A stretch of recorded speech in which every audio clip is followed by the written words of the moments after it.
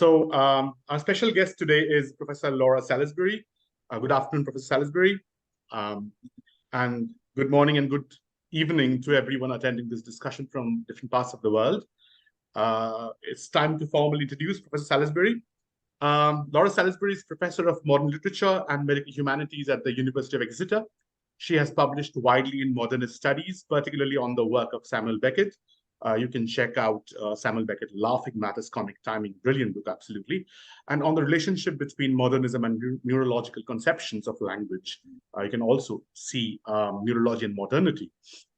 With Lisa Baraitser, Laura was PI on the Wellcome funded collaborative award Waiting Times on the relationship between waiting, time and care, primarily. She's currently completing a book called Between Time Stories, British States of Waiting, 1939 to 2020. Laura is now co-investigator on the Wellcome Discovery Award After the End, Lived Experiences and Aftermaths of Diseases, Disasters, and Drugs in Global Health. She works across Exeter's Department of English and Creative Writing and the Wellcome Centre for the Cultures and Environments of Health. It's such a pleasure to finally have you here on the screen, Professor Salisbury. I think we are meeting after our conference on Beckett in the University of Western Sydney. And thank you so much for agreeing to be a part of this interview. It was such a pleasant surprise. So in our discussion today on the politics and philosophy of waiting, we will try to discuss the various dimensions linked to the act of waiting. And for the audience, if you have any questions, please write them down in the chat box, or you can switch on your audio and ask them directly to Professor Salisbury at the end of the session. So let's directly dive into the questions because we don't have too much time. So my first question to you, Professor Salisbury, is while waiting, we are looking as if at an excess of time, time without borders and outside physics, as so to say. So let me begin with the most fundamental and subjective question.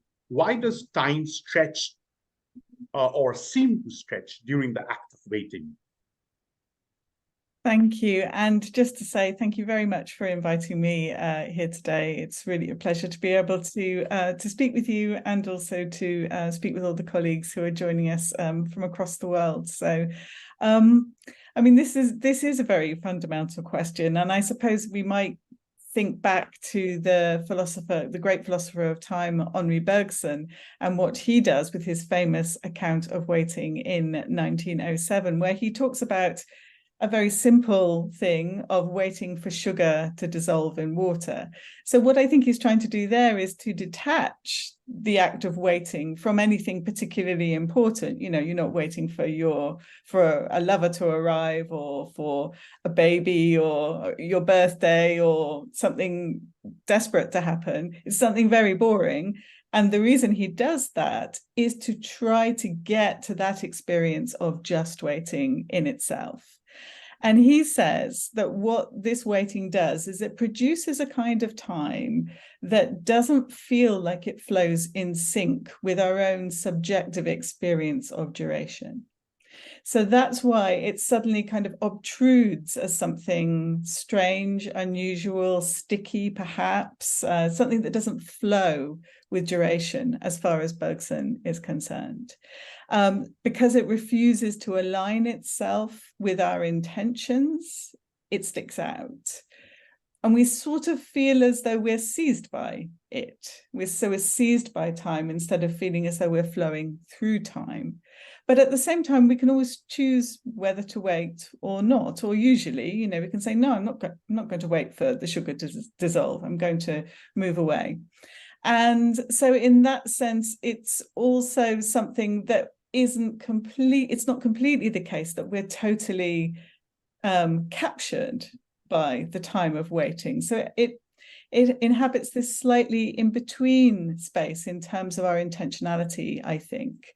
But that's one of the reasons why it suddenly obtrudes into consciousness.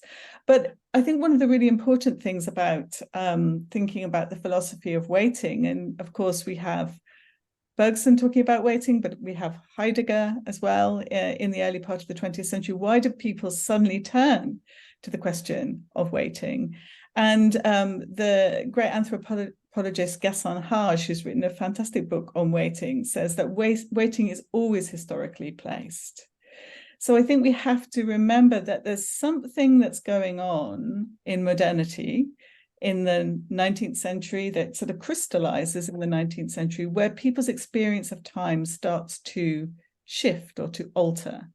And this is part of the reason why Bergson wants to make this emphasis on the subjective experience of duration, because there's a feeling as though time is becoming standardized, it's becoming sort of turned into particular kind of units of time that then can be bought, sold, swapped around. And Bergson's saying there's something that's fundamental to human time that gets missed if we imagine time as working that way. So this is really important for the project that I've just been thinking about, is to think about how even something that we might think of as a kind of existential experience of waiting, the quality of that waiting is always linked to our historical position, our ideas about time, our class position, our national position.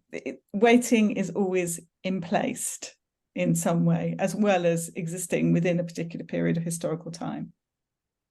Right. I remember the very feverish Stephen in the infirmary in Joyce's Portrait of an Artist. Stephen says it would be nice getting better slowly. So on the one hand, we have this waiting in illness that dislodges the body's sense of intentional temporality, therefore as if relieving the body that you don't have to wait. And on the other, a body in pain, which needs immediate attention. So with reference to your Waiting Times project, could you highlight the relationship between time and healthcare? Absolutely. So Waiting Times was this project that was funded by the Wellcome Trust, and we were a team of 10 researchers, and it was led by myself and also by Professor Lisa Baraitser at Birkbeck, which is part of the University of London. And we worked together for 5 to 6 years across the medical humanities, psychosocial studies, and creative practice to really think about what is the contemporary and historical meaning of waiting in relation to care. And obviously, because we were a British team, we were particularly thinking about healthcare in a UK context. Now, one of the key things we found, which is probably didn't need 5 years to think about, was that waiting is hard to bear, particularly when you're in pain or discomfort or we're anxious about the future. So to be made to wait, particularly when one is seeking care or relief, is often experienced as a sign of, say, healthcare service inefficiency, insufficiency, or neglect. And sometimes it's experienced, and in reality is, a form of violence. Forcing somebody to wait can be a form of violence. So, but what we have in the UK is a national health service which is paid for via universal taxation. Now, what this claims to offer is a health service which is free to all at the point of use. And when you have that, how quickly that care is delivered has become quite a key way to measure the quality of care. But our point has been that that's one way of thinking about waiting. So the longer you wait, the worse the worse care you're receiving. But we've suggested that if you just concentrate on that measure, that particular idea of what it means to wait, you lose something which is actually pretty vital to all experiences of care and healthcare in particular. So waiting is there in the extended time needing for therapy or therapeutics to work, in the watchful waiting before or after a diagnosis, and in that time which stretches through remission or relapse and palliative care. Even, in fact, within the most urgent medical interventions, waiting is crucial. If you think about cardiopulmonary resuscitation, there has to be a moment of waiting between, you shock the heart, then you have to wait to see whether something has occurred in order to then know how the care is going to be delivered. And that's a wait which is a second, but it might feel like a lifetime. At the other end of the spectrum, many patients in general practice are now presenting, this particularly in the global north, I think, with complex chronic conditions that are really quite resistant to straightforward interventions. They require a kind of long-term treatment, monitoring and management. And sometimes what the physician ends up offering is a kind of waiting with that patient in order to see what is going to be required. So our project really wanted to find new ways of understanding and new vocabularies for the care that takes place when seemingly, according to certain versions of time, nothing is happening at all. Right. So how do you justify the phrase, and you've written about this quite extensively, and I quote, waiting is intrinsic to care, in the context of lower income countries, where waiting in the corridor or, for the doctor, for equipment literally translates into death. So how do you justify the statement? Waiting is intrinsic to care. I should say that whenever we say this in our project, we even in a UK context, people go, hang on a minute, that doesn't feel right, because, and even within the UK's National Health Service, there are scandals of people waiting in corridors, people dying in corridors, people, it taking too long for ambulances to get to people. And so what we're really not saying is being made to wait is good for people. There's a kind of, Protestant morality to being forced to wait and not getting things straight away. But what we are saying is that waiting is part of the ground of care.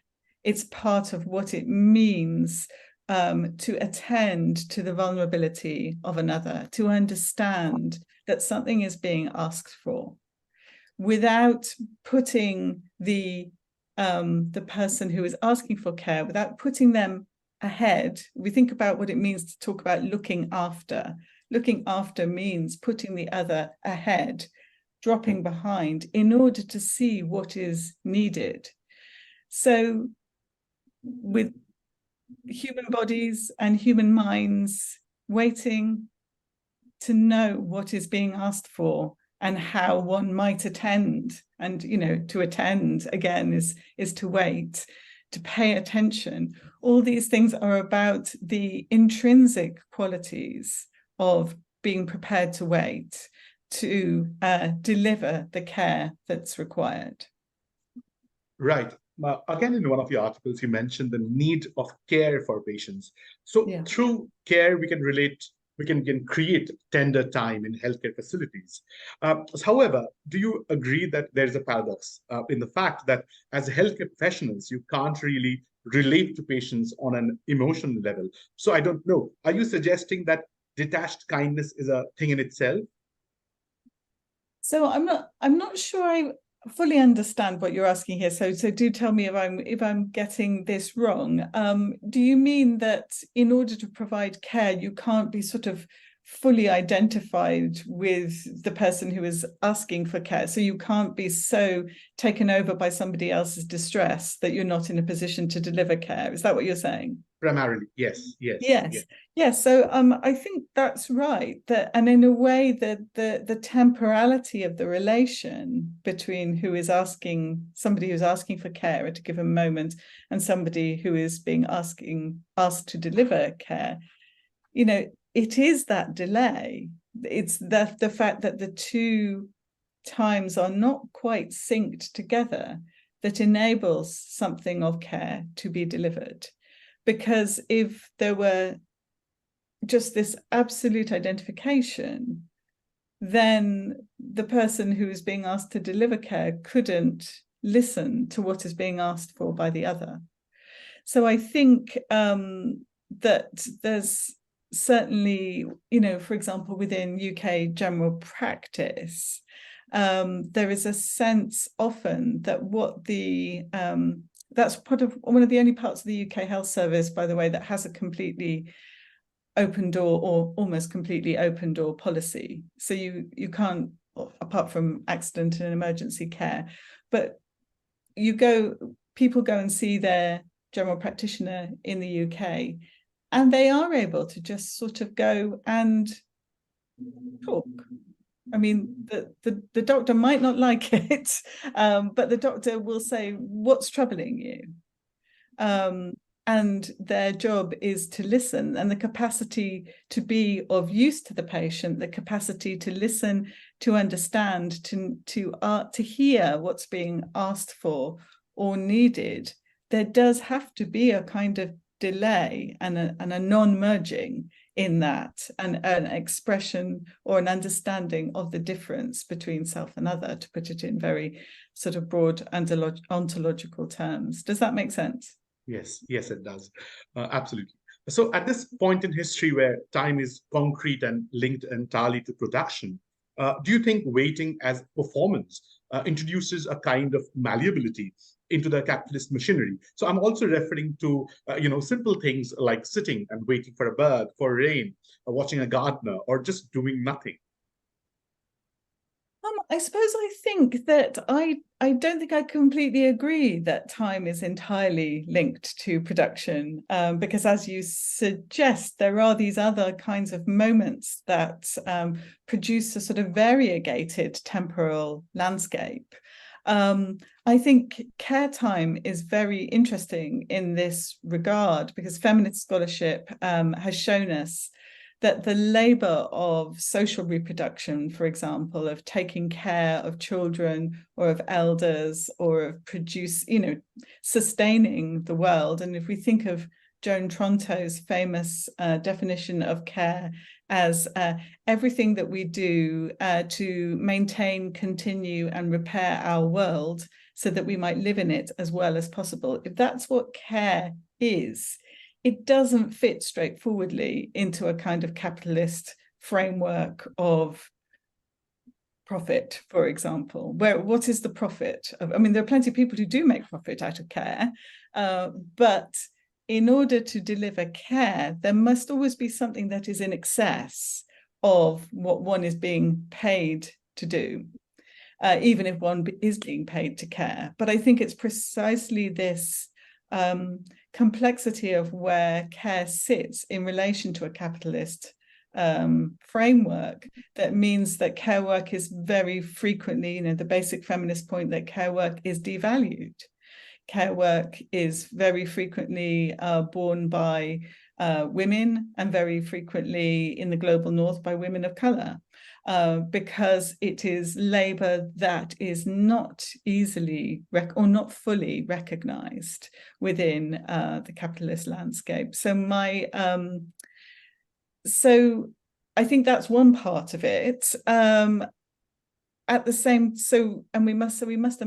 mustn't imagine that all time is occupied by capitalism, but at the same time we don't want to over romanticize. And if we think about, say, neoliberal time or the time of late capitalism, my colleague Lisa Baraitser has written a really wonderful book that I recommend to everyone called Enduring Time, where she pays attention to the temporal contradictions of late capitalism and makes clear that even though we may have a sense and we may have a discourse that tell us that time is accelerating, that life feels very fast, everything is sped up, there is this other element of neoliberal time where things feel stuck and they feel unable to unfold. So that's another thing that is neither completely the opposite of capitalist time, is somehow inflected by it, but it isn't the capitalist time of everything being occupied at the same time. So it plays out unevenly, time, in all sorts of ways. There's some very interesting work that's been done by Sarah Sharma, who's an anthropologist, possibly a sociologist, no, I think an anthropologist, and she's written a book called In the Meantime, which is about the time of people working in jobs like, being an Uber driver, a taxi driver, or the people who service airport hotels at all times of the day and night in order to make time flow for the business user or the people who are providing food. But what she's saying there is, in order for some people's time to be made easy and flow and work for capitalism, there are other people's times that are often wasted, frittered away. You know, the Uber driver who is waiting for their call out is not being paid for that time. Their waiting is just absorbed into a system without recompense. So yeah, I think there are all sorts of ways in which capitalism both occupies our time and also produces other kinds of spaces and times. Right.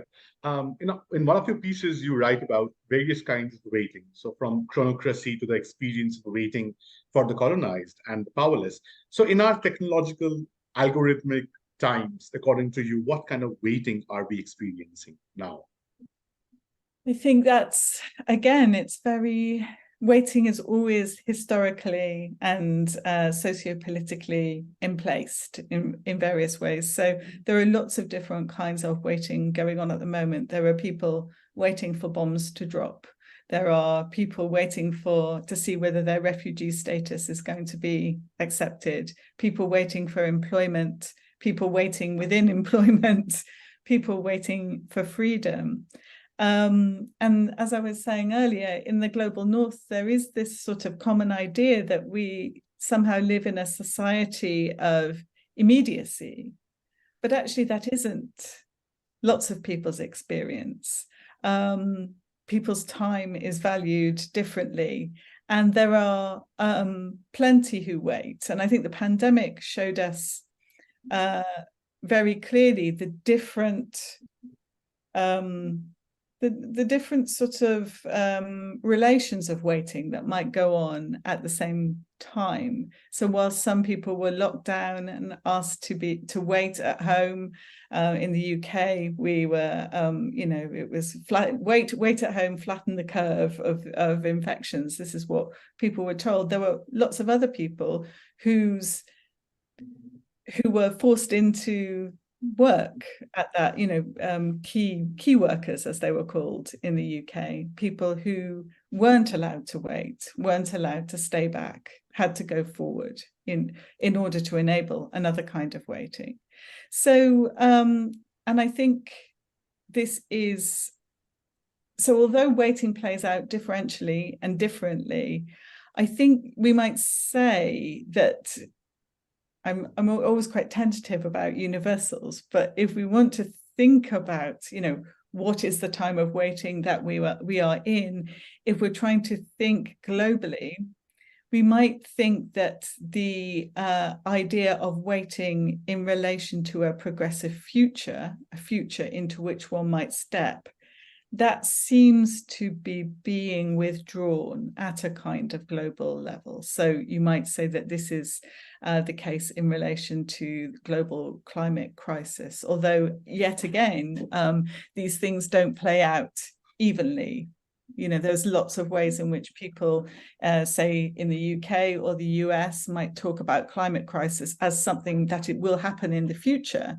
And there are plenty of people around the world who say climate crisis is happening now, or indeed, the apocalypse has already happened. If you think about indigenous ideas of time, for example, there are some indigenous writers who are saying we are already living in a post-native apocalypse.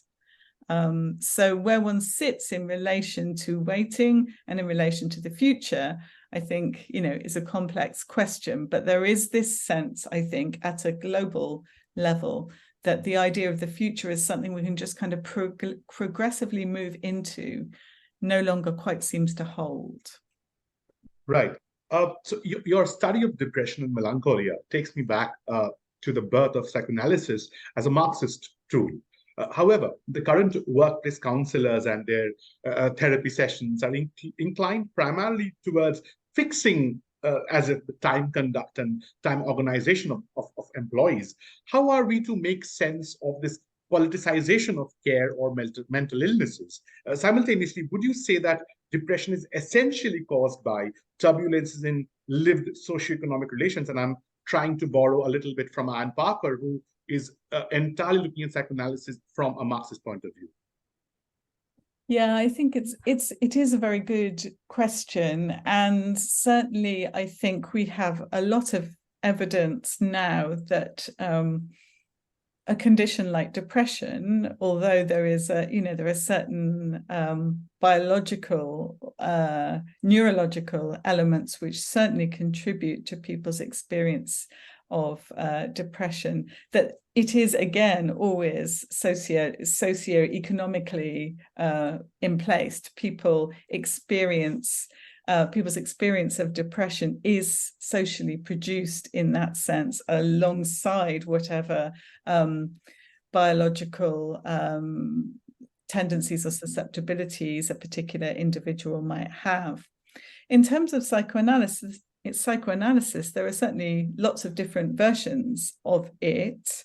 And one might say that something like workplace counselling is really a very long way away from the idea of the talking cure as practiced by Freud and the people who followed him.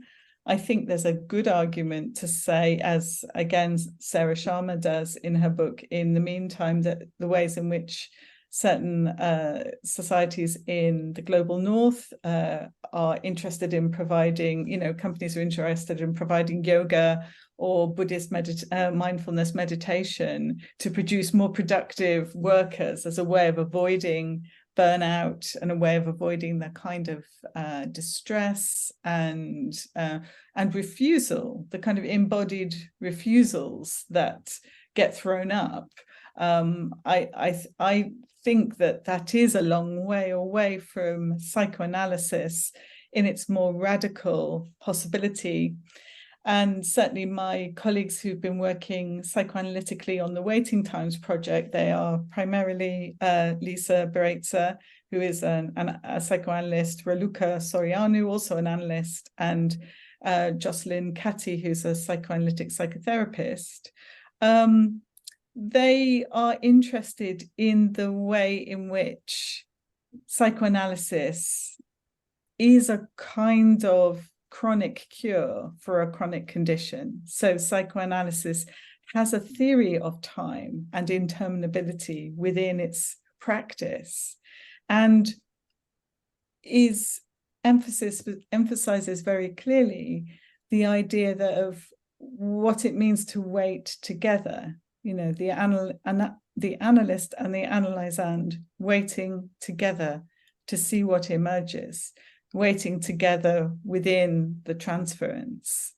But this is work that takes a long time. A couple of sessions of counselling isn't really going to deliver in relation to that understanding of the time of one's own psychic life that you carry with you, and you work through, work it through in time.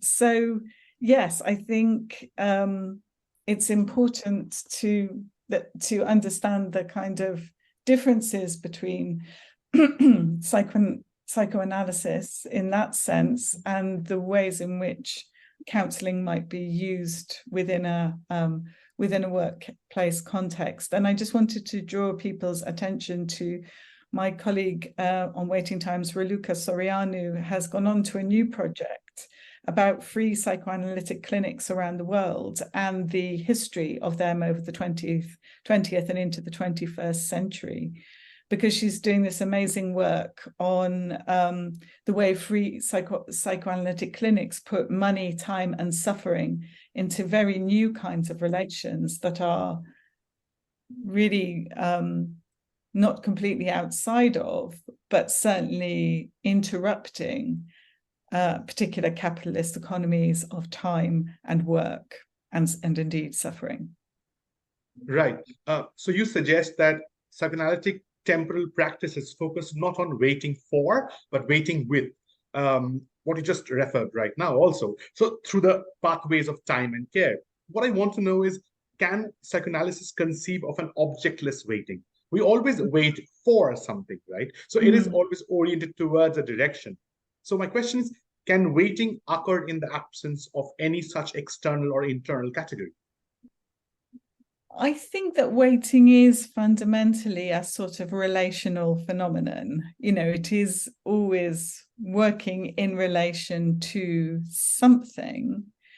But I think when we're thinking about the difference between waiting for and waiting with, one of the things I start to think about is the ideas of a psychoanalyst like Wilfred Bion, who many of us who work in Beckett studies will know that he was the psychotherapist that Samuel Beckett saw in the early 1930s, who then very interestingly went on to have become an extremely influential voice in a British tradition of psychoanalysis, although he and Beckett didn't really have any more contact after the times that they met in the 1930s.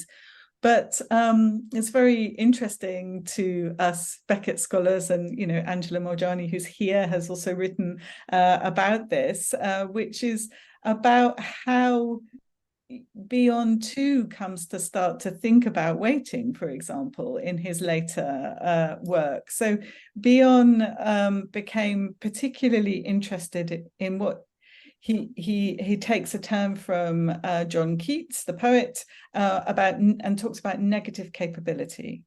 Now, he speaks about, he uses other metaphors like having a beam of darkness, that this is what the analyst has when they're meeting the analysand. And what he means by this, I think, is not projecting what you, as an analyst, imagine the patient is saying, but having this sort of darkened attention, which allows what's really there to emerge.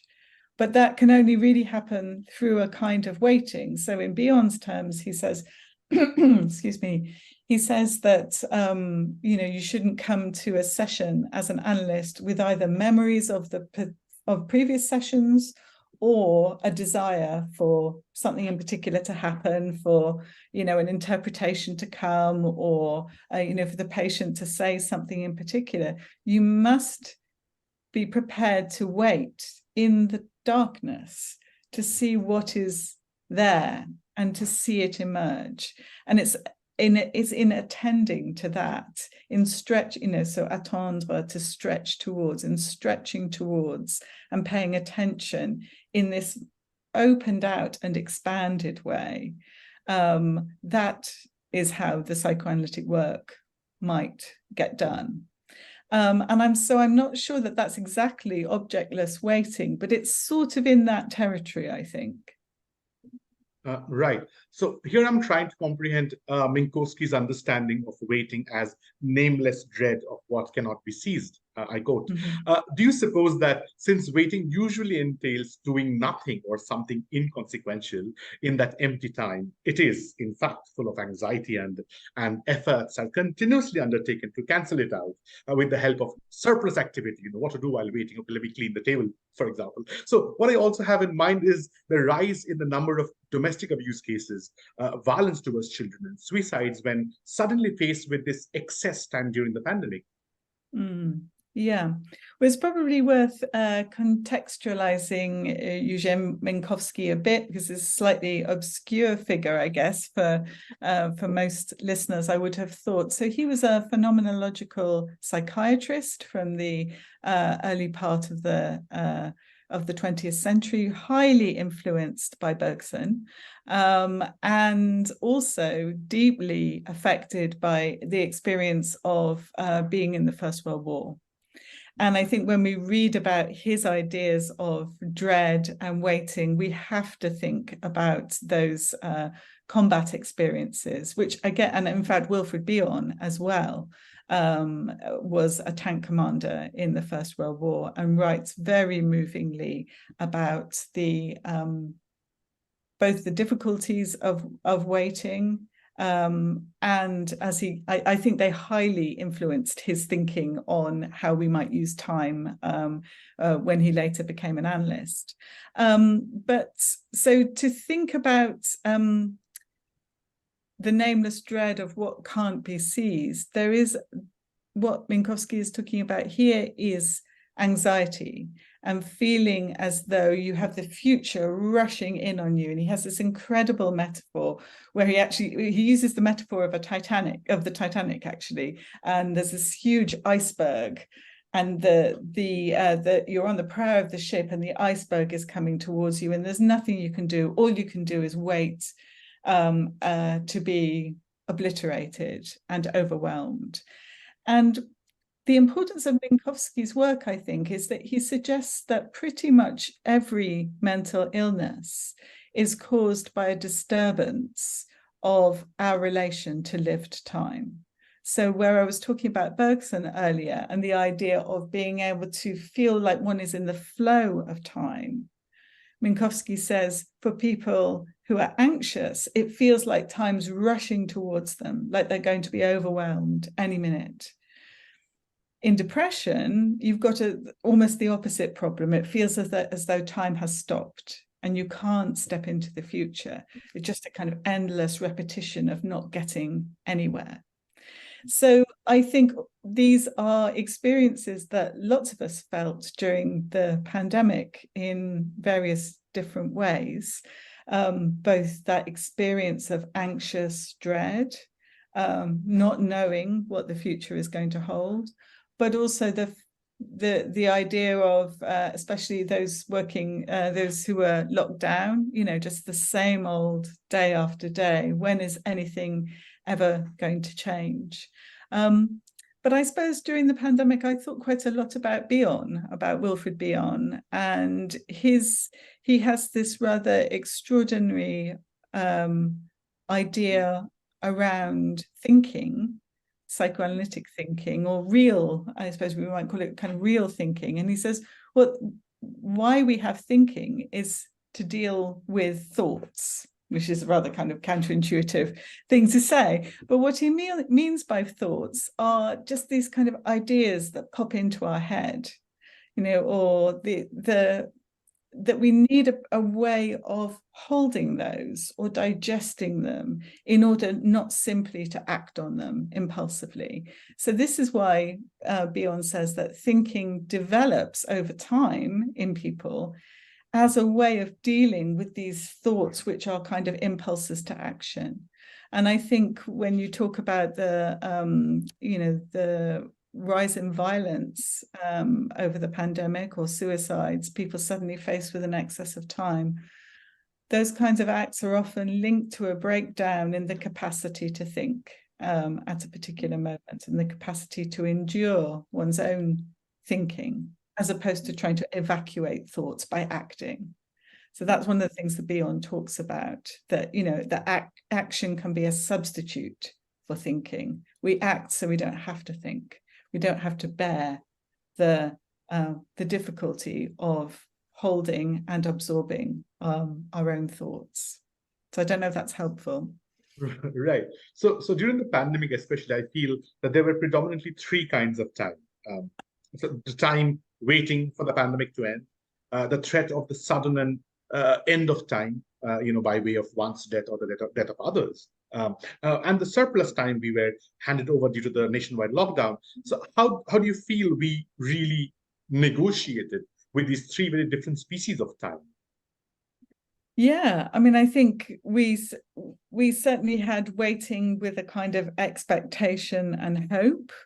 We also had waiting with dread. So those experiences of time that can feel quite full or saturated, this real sense of being overwhelmed by something. And the waiting in which time might be suddenly detached or liberated. But I suppose one of the things that I thought became very important during the pandemic was to think about the time of care. We're just in the UK currently having a public inquiry about the response of the UK government to the COVID pandemic. And it's clear that there were points where waiting was a kind of violence. We won't do anything because actually the people who are probably going to die, they'll die, they're older people, they'll die anyway. These kinds of inhumane decisions made about the economy can't wait, so therefore we will push the loss onto the most vulnerable. But then at other times there was a sort of panicked activity where one might have done better to have waited longer and to have thought more carefully about the ramifications of certain kinds of actions. So I think that what the pandemic made me think was that to hold to thinking time in relation to care was a pretty important strategy at any particular moment, to think through what might be an ethical response. If one puts care first, if one puts the vulnerability first, then what actions do we need to undertake in order to look after that vulnerability? Right. So do you believe that since depression has that characteristic of cancelling out time and temporality, as you just also put very clearly, there is also an absence of waiting there. And this not having to wait for anyone on anything during depression is also responsible for increased nihilism and suicidal tendencies. Do you think that? Do you think that's true? I think it's a really interesting way of thinking about it. I had never quite thought about it that way, that depression was a sort of cancelling out of the possibility of waiting. I think the phenomenological psychiatrists would agree with you there, that there is a sense in which what one is waiting, that there can't be any waiting because there's nothing to wait for. There is the idea when one's in that state that there is going to be no change, there's going to be no movement forward. It is just going to be the same thing day after day after day. I think that's true. And I suppose this is where something like a cure that is interested in taking time, like, say, psychoanalysis or psychoanalytic psychotherapy, might be quite helpful. My colleague on the Waiting Times Project, Jocelyn Catty, she works in the NHS, but she works as a child and adolescent mental health specialist. And she works with adolescents who are experiencing suicidal thoughts, who often present with this very anxiety-inducing urgency, actually. And there is an anxiety on the part of the therapist about how to manage what the potential lack of willingness to wait, shall we say, or the lack of capacity to wait. So either the adolescent might be behaving very impulsively, for example, or the sense that there's no waiting because there's no sense of a future that one might wait for. And so Jocelyn, very interestingly, has taken the sort of thing I've been thinking about the difference between waiting for and waiting with, and saying, well, actually, in her work, part of her work is, as the therapist, to show the young person that you are waiting for them. You're giving them time for something to develop, for something to change, and that you are prepared to come back week after week after week and wait for them. So maybe that's part of an answer to your question, that if waiting is made very difficult during, say, an experience of depression, having somebody prepared not just to wait with you, but to wait for you might be important. Right. So this is a longer question, so please bear with me, and I don't even know if it makes a complete sense. But so if one were to write a book on waiting, it would comprise a woman waiting for a bus, for a lover, for recognition, for children perhaps, if terminally ill, then for death, and finally to meet God if she's a atheist. So now our whole life is structured around these minor negotiations with waiting and filling up that space, by movements, language, and striving to connect and form associations with others. So I keep imagining a land where, the expanse of human life is not fixed. Someone can die at 15 or at 500. And there are no illnesses, but only death by randomness. So what I'm trying to ask is, without the consciousness of death, would waiting feel different? I mean, I think Heidegger would say so, definitely, that without the consciousness of death as that's what gives a kind of meaning to human time. And I think death also is an instance of the kind of relentless pull of linear time. I mean, we can all think about the ways in which trauma or memory can fold time in these very complex ways. But actually, there is a kind of difficult and painful linearity to time when you think, well, this time last week, this person was here, and now they're gone.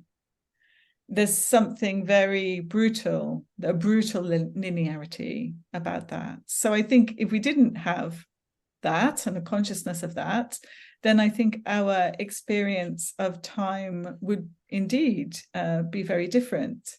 But at the same time, again, I think we have to think about different cultures and different historical moments have different ideas of what death means and how time might relate to that.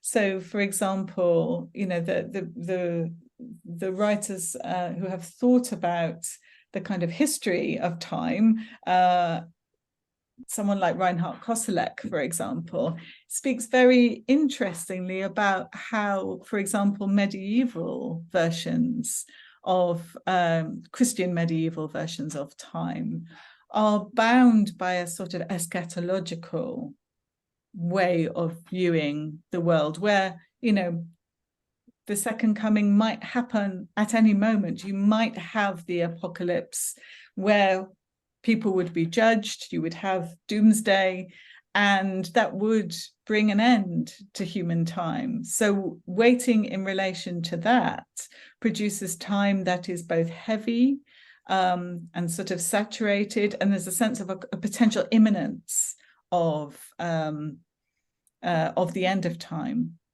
But of course, there's also a sense that that would produce the possibility of, you know, redemption at this moment. The one may be judged, but also there's the possibility of being redeemed and a movement out of time into something infinite where death dies. So waiting in that context is, I think, different to the waiting that emerges in a more secular sense of a progressive or linear historical time. It's a different kind of waiting that's going on. And equally, if you think about indigenous ideas of time, so very interesting philosopher Kyle White, who works with indigenous versions of time, who and he's done a lot of thinking about, for example, the Anthropocene and climate crisis, and saying, you know, so much of that is thinking about of the discourse about that is like, what is to be done? What do we do now in order to think about the future? And he says, but for indigenous ideas of time, we need to think about the future and our descendants, but we also need to think about the ancestors and acting in a way that might be ethical both for descendants and for ancestors actually changes our idea of linear time and the relation of death, the relationship of death to linear time.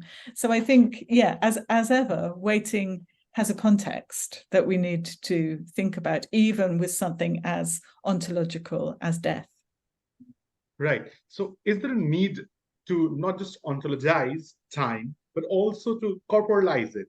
For example, only when we perceive time as an aging body, for example, can we consider it in terms of care for being with oneself and others? So what I'm trying to ask is, do we also convert time into a kind of physical decaying subjects or object?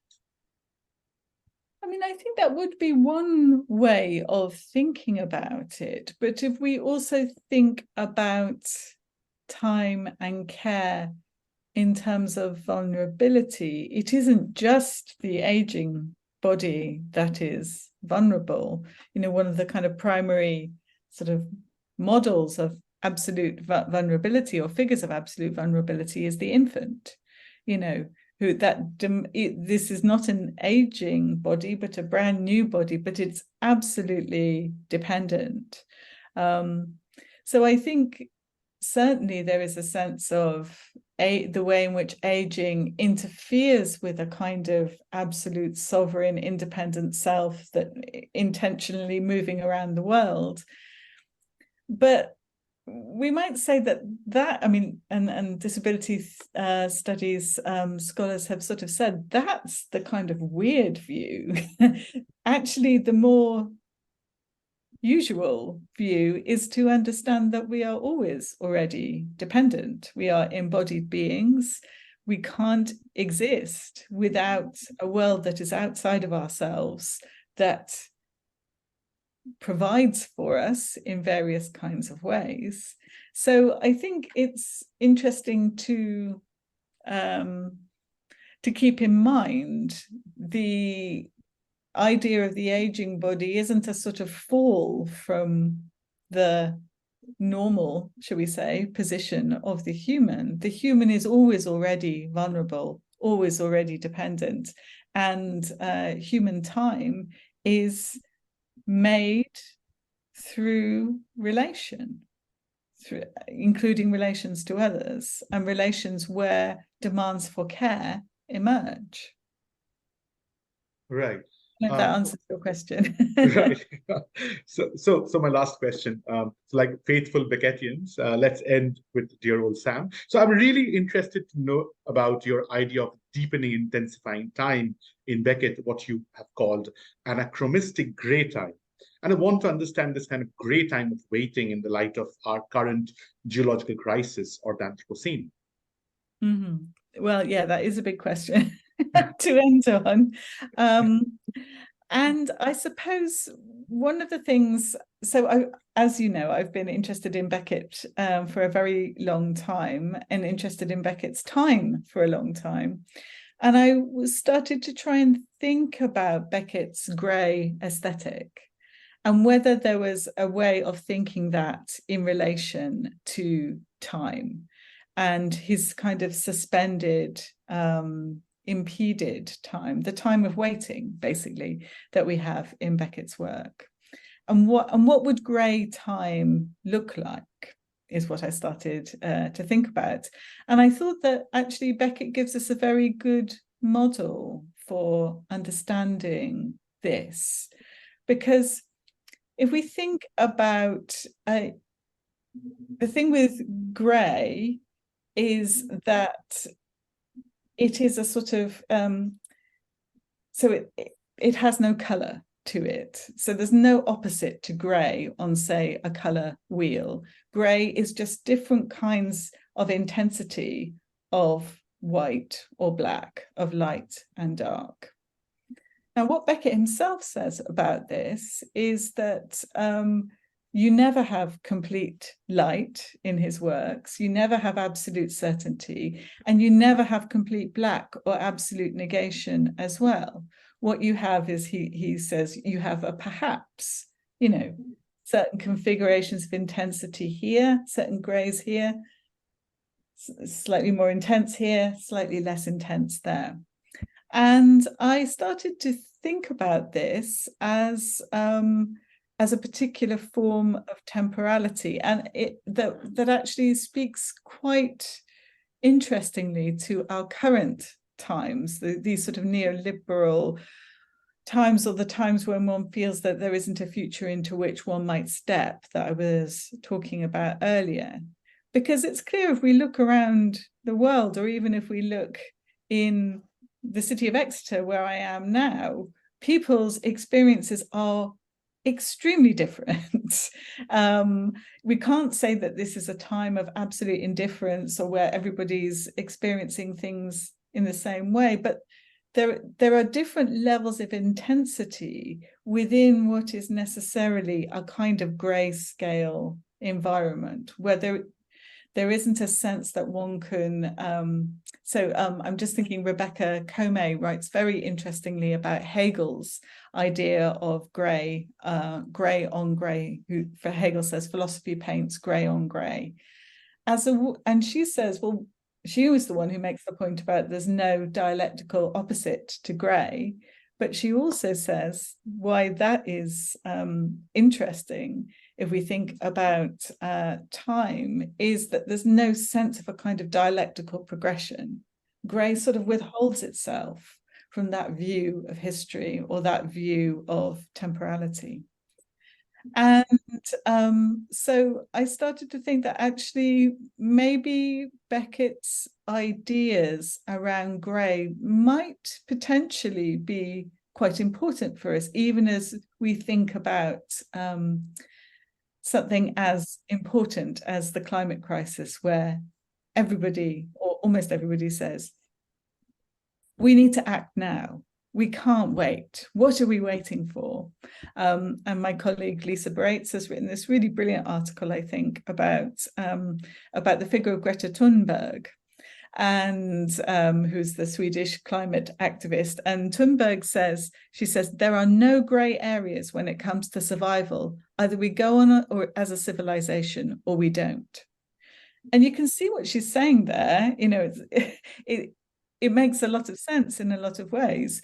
But and it's easy to wait in a way that's careless with the future or of the future. But I think actually Beckett would disagree with the idea that there are no grey areas when it comes to survival. We either go on or we don't. That's precisely the territory that Beckett takes us back to. And where I think Beckett might help us actually is with thinking through situations where the certainties of black and white thinking just aren't there.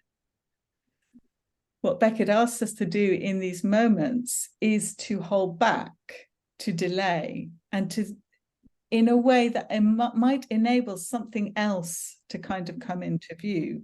So if we take an argument that actually maybe it's the kind of black and white dialectical thinking and progressions of linear time that might have got us into some trouble, say, with the climate, then potentially we might say that being prepared to wait, being prepared to think about what happens in grey time might give us some other kinds of resources. I mean, it's not a terribly sort of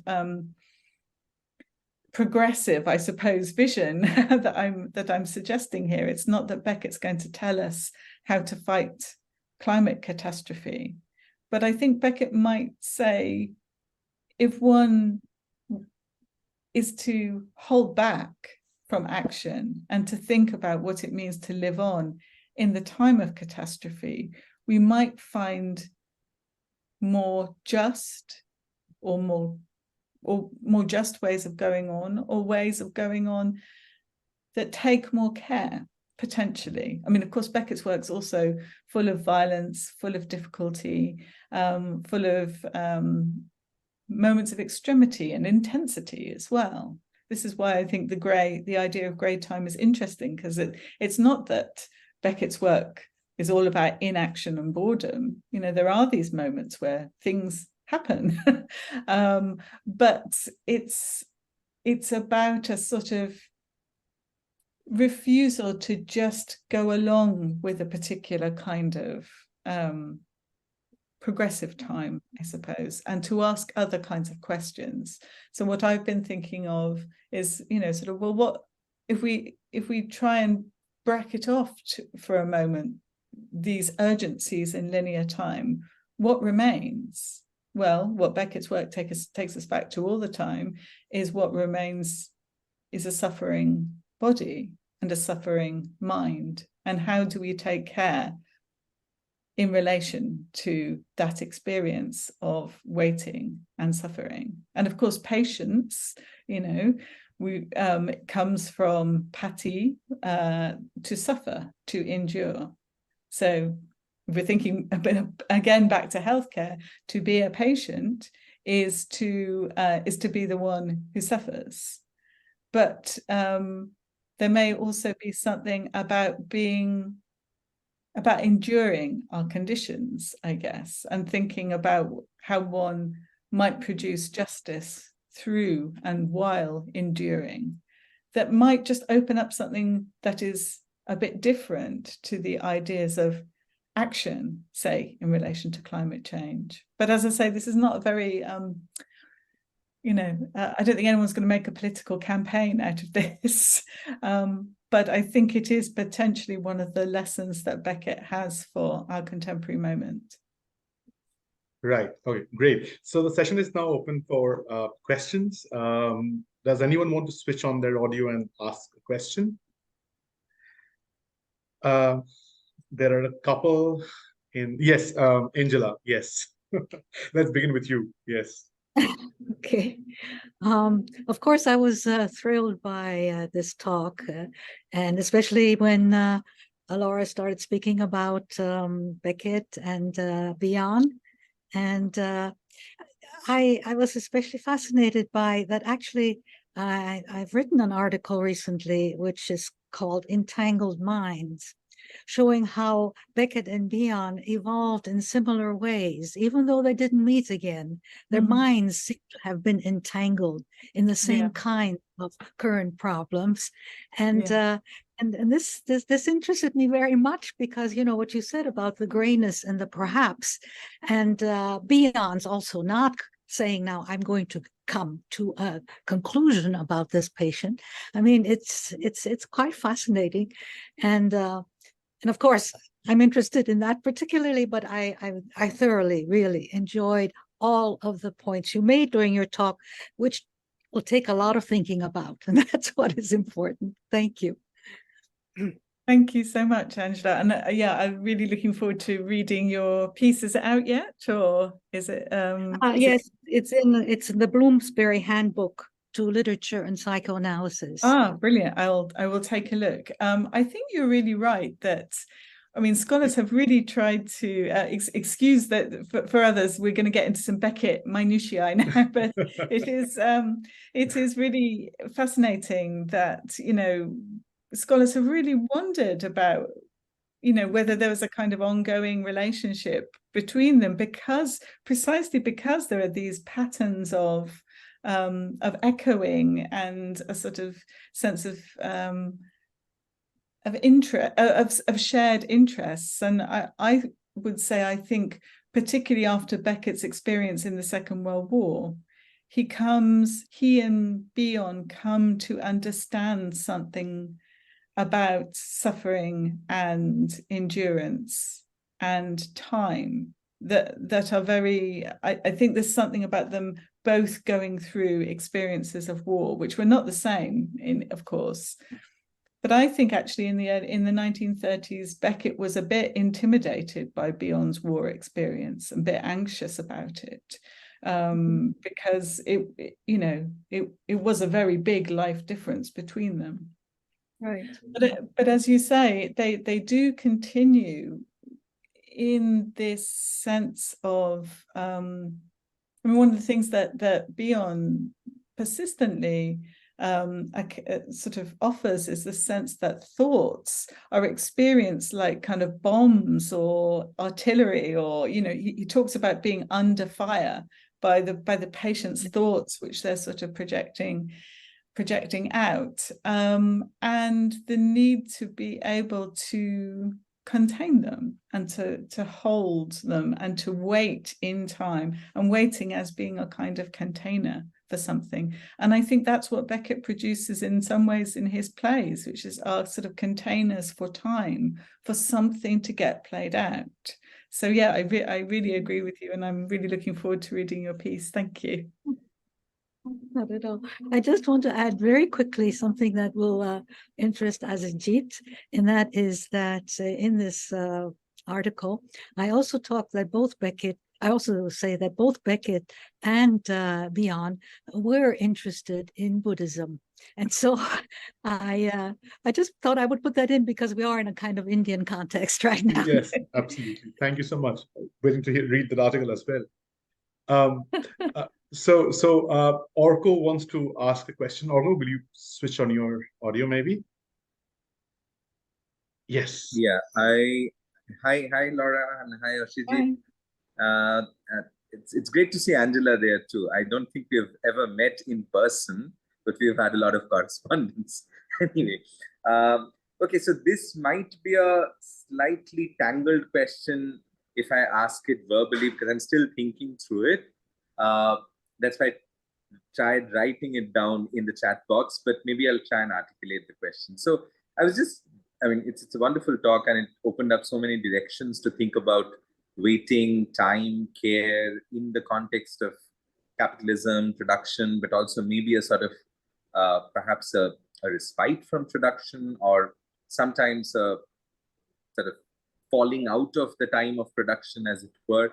I was just generally thinking of the function of care in psychoanalysis.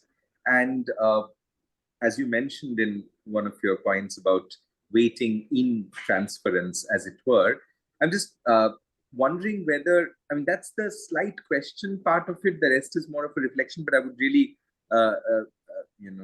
want your response to this and see if you are sort of, if I'm making any sense here, whether care in psychoanalysis could become a potentially counter-transferential issue as well. That's a bit of a question I had. The other is specifically coming from a Lacanian point of view.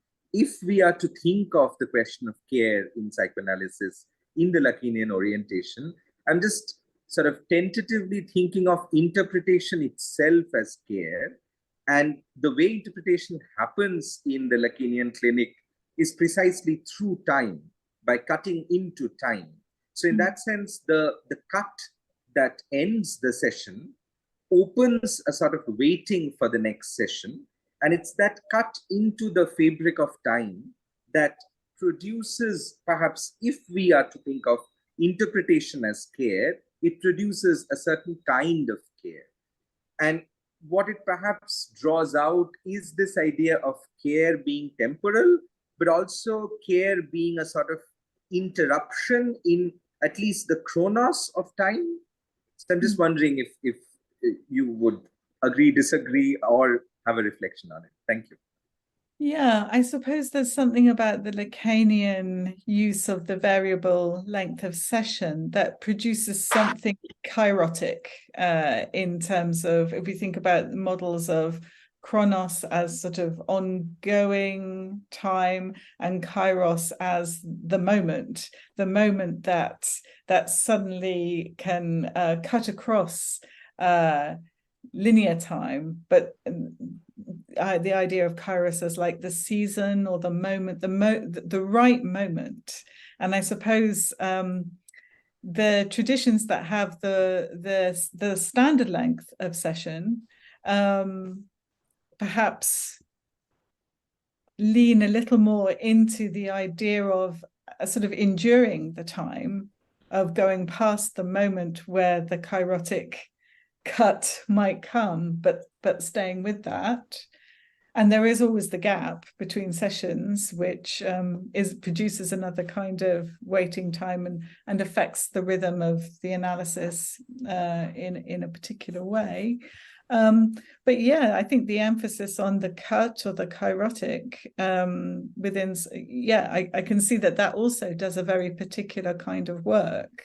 Maybe it's just I wouldn't want to hold one up above the other, but to say that they do work in time, they work with time in slightly different ways, perhaps. But yeah, there was an earlier part to your question about countertransference. And could you just say a bit more about that? I was just wondering whether care, at least as an active disposition, coming from the analyst's side, could become countertransferential.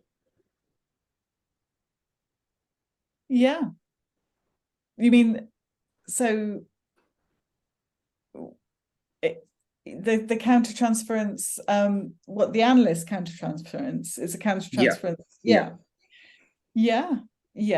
I think that's I think these are the things that, yeah, they have to be sort of thought about, endured, and worked through. And in our project, Raluca Soriano, who works with the Ferencian model of psychoanalysis, she became particularly interested in the time of waiting for the analyst time of waiting in relation to supervision, the supervision moment where something gets contained. And she was thinking about this question, which I think is really important for all givers of care, that who contains the container, which I think is actually, you know, if we think about the ways in which anyone who cares, you know, can get burnt out and can feel that care is too much, excessive, and the important thing about care is the vulnerability that opens up a question or the possibility for care. One of the things Lisa Baraitser has been thinking about is, and I think she puts it very well, is that moment where care emerges as a possibility and as a question, you ask for care, is also the moment where we are very close to violence, where violence can, you know, the care can be withheld, but also violence can be inflicted on that vulnerability, in relation to that vulnerability. And if we don't think about the closeness of care and violence, then Lisa says we don't think carefully about care. And I think that's really true. Thank you so much, Laura. Thank you. This has probably got quite in-depth psychoanalytic for some of our listeners. Right. I think the next question is from Pradosh. Pradosh, can you switch on your audio, please? Hi, yes. Can you hear me? I'm actually a bit outside. Yes. Yeah, can hear you. Yeah, thank you. Hi, Laura. Nice to hear from you, and Asijit for organizing this. I was actually waiting for the sun here in UK, and it's quite a waiting during this period. But my question is in particularly in context of, I think at a certain point, there was this discussion around how thinking is a way of dealing with thoughts. Or sometimes when there are nagging or pressing thoughts, one might kind of divert oneself into banal actions. And I was kind of interested, not so much from the vocabulary of psychoanalysis, because I don't come from that background, but because more in theater studies, we deal with investment of bodies in theater, like doing different kinds of activities. And I was trying to understand that, is there a way of understanding this idea of banal activities or physical chores that one does in especially a class hierarchical situation that we are in, to kind of think that it sometimes can also be a way of indulging thoughts, or it might be where thoughts press further, or thoughts become more sharp. And the physical activity or the course is a certain way in which thoughts have a certain somatic terrain, if one might say that word. And I mean, I take example, like I'm reminded of Stoppard, and I'm reminded of a lot of theater from 1960s using this dynamic of acrobatics and physicality in theater as in precise points where the play has become so kind of thought-ridden. So what would be a way of kind of understanding this? That was my idea. I don't know if I made any sense. Yeah, thank you. That's very interesting. I do think that there are certain kinds of well, first of all, I think thinking is always embodied, and there are certain kinds of embodied attitudes that enable potentially particular kinds of thinking or particular versions of time. And if we think about rhythm, for example, and embodied rhythm as a way of making something out of the chronicity of time, but of containing it in a very particular way. I think time can be contained within a movement, and that might produce the conditions for, not just for if we're thinking that that Bion might make this distinction between thinking and action, I don't think it's quite a distinction. It's not a simple distinction, because he talks about waiting as producing the conditions until action can be the result of thinking rather than a sort of way of obliterating thinking.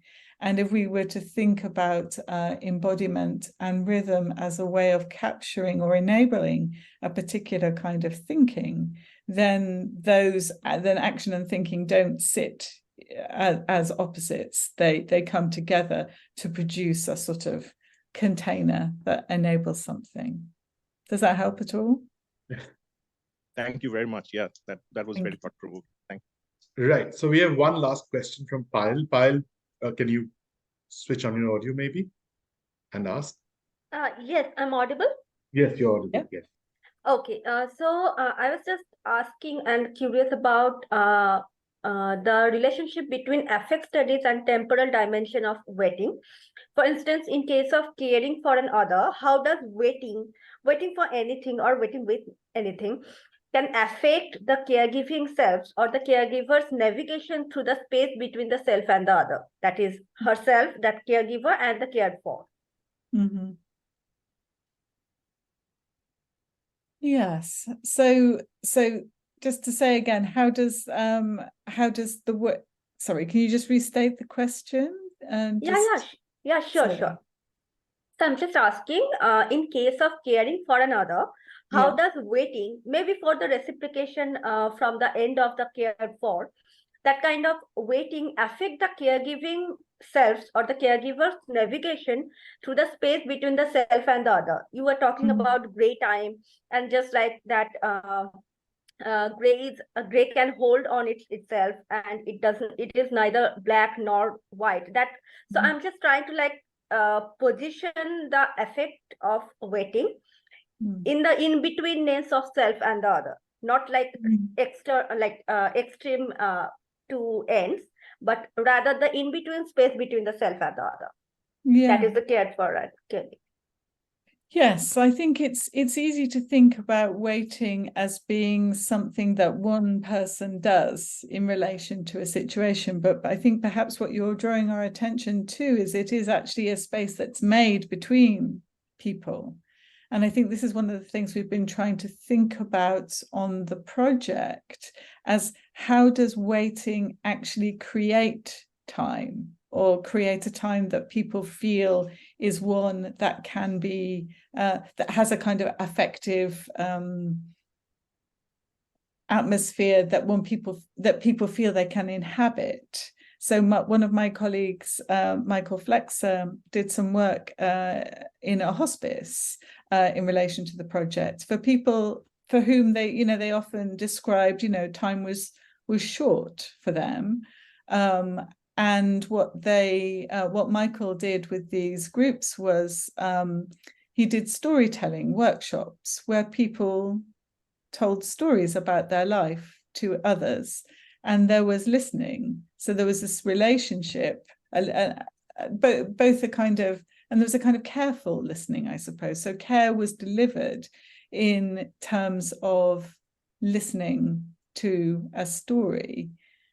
But you're right that where the care happened was actually in the space of relation, and in the space between and nobody was a straightforward caregiver or care receiver in that environment, actually, but the waiting enabled care to emerge and to be deepened between people. And what Michael actually says about that is he felt like what they'd created was a kind of time machine, a time machine that actually produced time for people who in reality, of course, in terms of one particular version of linear time, their time was very short.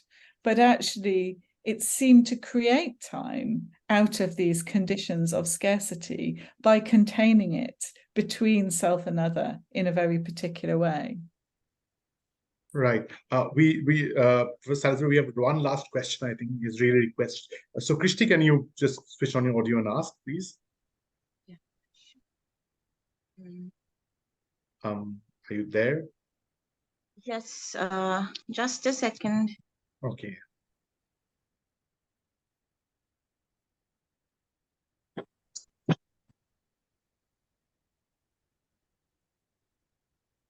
Hi, am I audible?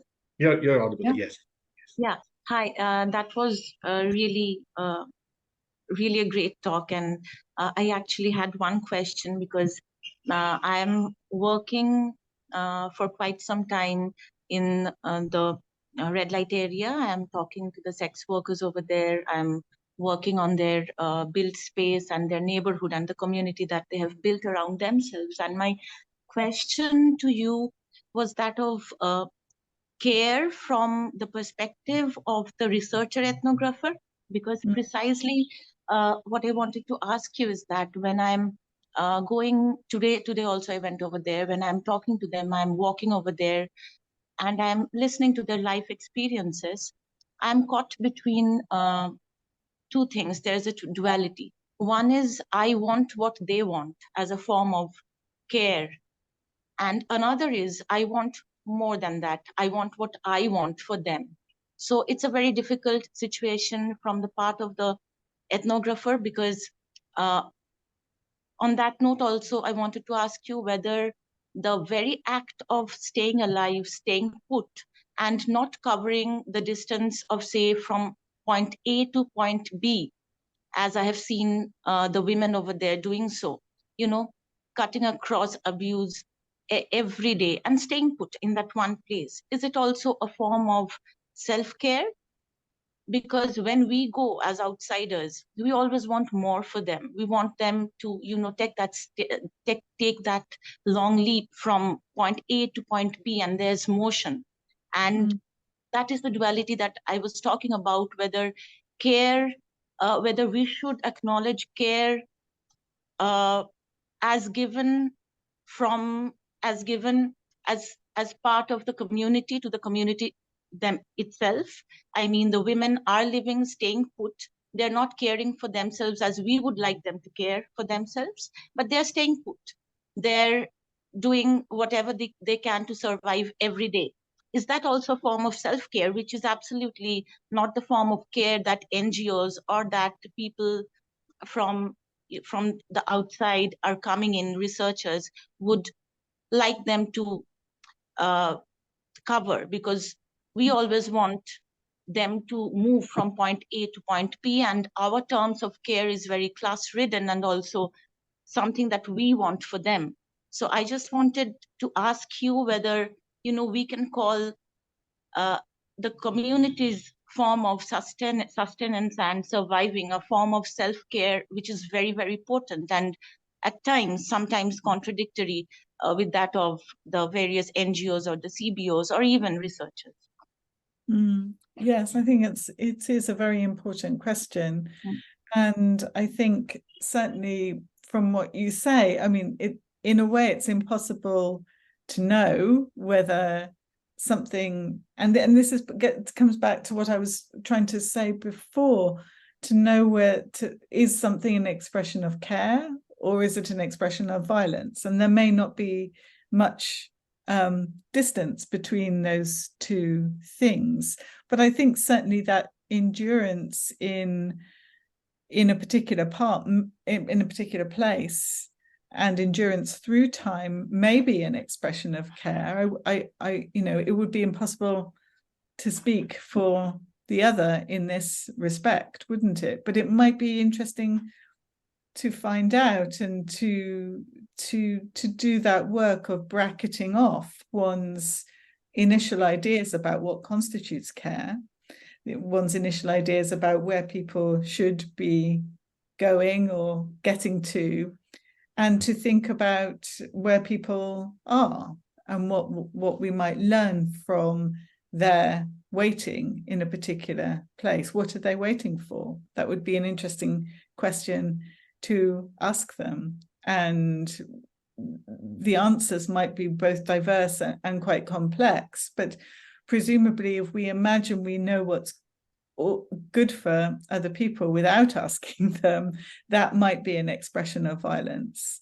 So yes, I think what you're thinking about sounds exactly right, that one has to undertake that work, and the researcher needs to wait within themselves to be able to really understand what it is the site that they're engaging with, and to ask the people involved to be, maybe, what are you waiting for? That was wonderful. Yeah, that's a very important question. Right. So thank you so much, Professor Salisbury, for enlightening us and taking us so deep into the fundamental aspects and timelessness of waiting. I hope we will have such sessions with you again in the near future. And thank you so much. And thanks to everyone for being so patient and cooperative. And thank you very much for inviting me, and thank you for all the questions. It was really wonderful. And yeah, I look forward to further conversations. Thank you so much. Okay, bye-bye. Thank you. Bye. Bye-bye. Bye. Bye, Angela. Bye. Bye-bye. Bye. Bye. Thank you. Thank you for inviting me. Thank you so setting much. this up. Thank you for attending. Thank you so much. Bye-bye. Bye.